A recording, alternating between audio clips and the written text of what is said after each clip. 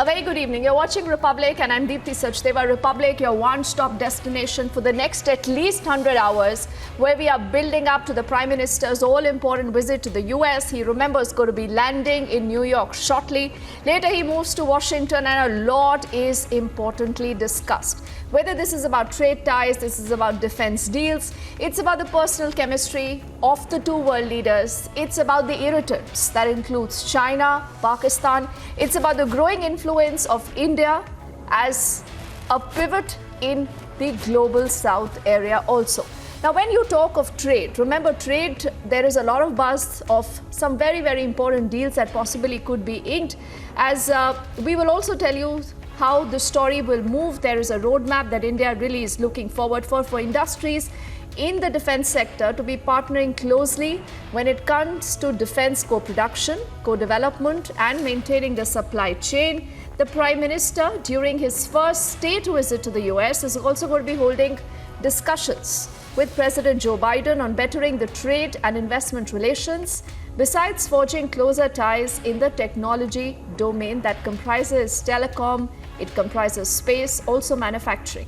Now, also remember why China is very irked with the Prime Minister's visit and the kind of reception is because for long, China has been considered a manufacturing hub, but clearly that position right now could become very favorable for India. That has created a supply chain of its own, and that's the reason why this is in a very, very favorable position as it comes to the Indo-US ties. PM's first state US visit is not only meant to fostering the bonhomie between two global leaders, but to deepen their cooperation across various sectors. From trade to technology and from security to climate, the visit will put forth various opportunities. One of the major expected announcements is of the $1.8 billion deal for Predator B armed drones, which can help India in broader aspects. The nations are just one step away to sign a military deal for developing fighter jets jointly. Massachusetts-based aerospace manufacturing giant General Electric Co.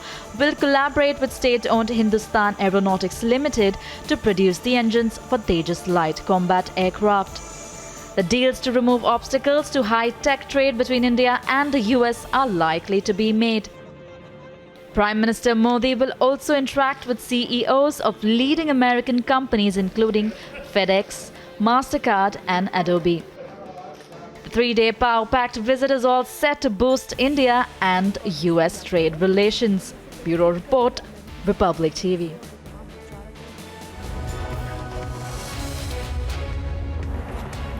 And all through the next 100 hours, remember, Republic is not just getting you a lot of live reportage, but we are also connecting with a lot of important voices throughout the world.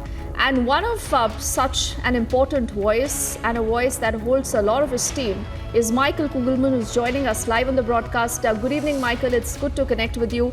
He's a South Asia Institute Director at the Wilson Center, and he's a keen observer of what's happening between the India and the US right now. Michael, how would you look at what's happening in the next 100 hours? The Prime Minister is en route to New York. He is not a new face to the United States of America. This is his 8th visit to the US as the Prime Minister. But why is this visit transformational? Oh, yeah. First, thanks for having me. Look, this really is a significant visit. I mean, first of all, keeping in mind that state visits are quite unusual. The U.S. has many partners, many allies, and many of them never received the honor of a state visit, as Prime Minister Modi has. So that's something in of itself. But beyond that, what for me stands out is that, as one would expect, there's going to be a lot of agreements, a lot of deals, and a whole wide variety of areas, defense, but also space, tech, higher education, and so on. But what really stands out for me is that beyond the fact that there's going to be a lot of different deals and agreements, is that we're likely going to see some deals materialize that have not been able to materialize for many years. So, you had mentioned the expectation of a deal on drones. We've been hearing about negotiations over drones for years, but there hasn't been an agreement yet. Also, this deal with General Electric providing the technology for jet engines in India, that's going to be a major and unprecedented tech transfer.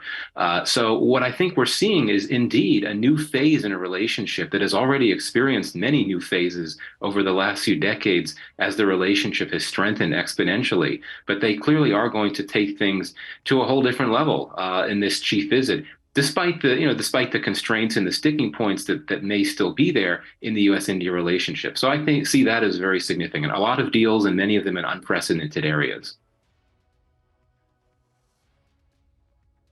Interesting. And Michael, in I think this was June of 2016, when Prime Minister Modi was in the US, he said something very important. He said, and I quote him now, "Our relationship has overcome the hesitations of history." And many said that this again was an important chapter and a turn of an important chapter in the Indo-US relationship.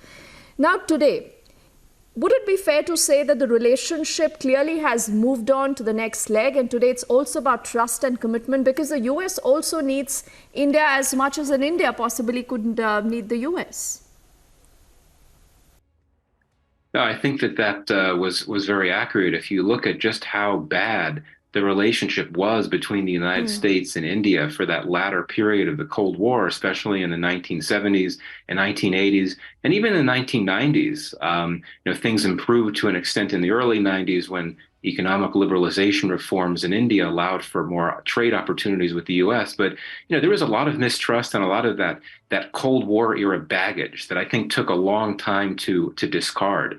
And only over the last few decades have we seen that ability of both sides to move past that Cold War era baggage. Now, I think it's important to acknowledge that even today, the U.S. and India continue to maintain partnerships with each other's core rivals, right? I mean, the U.S. has not given up on its relationship with Pakistan. India still has its relationship with Russia. But despite that, those have been perhaps minor sticking points, but they have not prevented the relationship from moving forward in a big way. So, yeah, I think that, history can be very powerful in terms of how it impacts relations with countries many years later.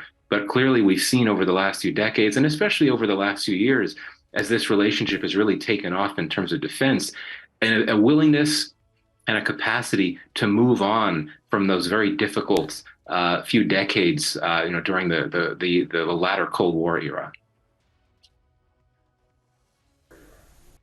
Absolutely. And I think that's why, Michael, it'll be fair to say that this is one of the most consequential relationships of our times. There is lots to talk, lots to discuss, and we look forward to connecting with you again. Thank you for your time this evening on Republic, that continues with its non-stop rolling coverage. Michael, as always, a pleasure talking.